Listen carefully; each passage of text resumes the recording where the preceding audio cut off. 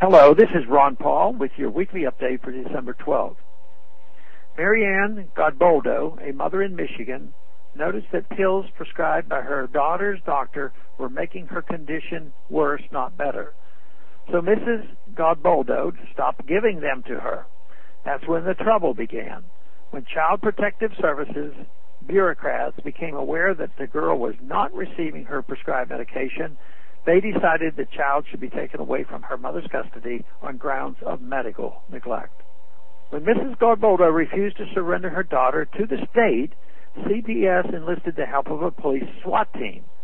On March 24th of this year, a 12-hour standoff ensued, and young Ariana was taken into custody. The drug involved Risperdal, a neuroleptic antipsychotic medication with numerous known side effects. The mother had decided on a more holistic approach for her daughter. She is still engaged in a costly legal battle with the state over Ariana's treatment and custody.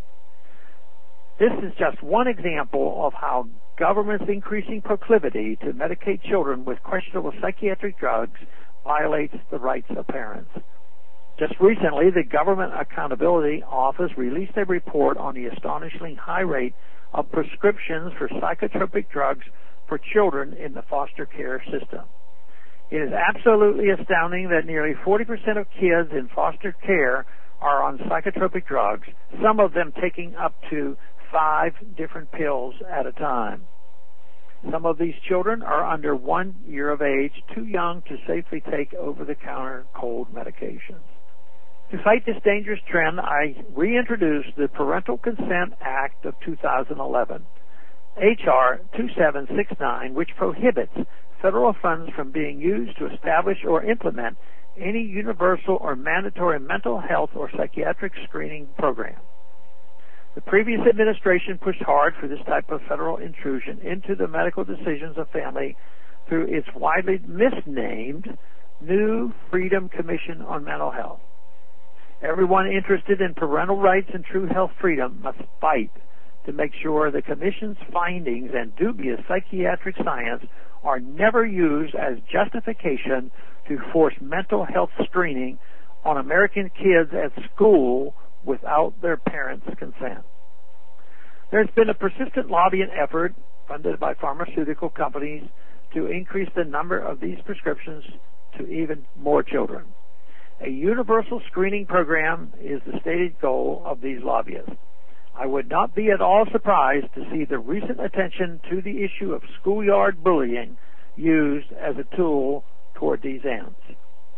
Imagine the potential ramifications of a universal mandatory psychiatric health screening program in a public school, considering how some bureaucrats are wont to behave.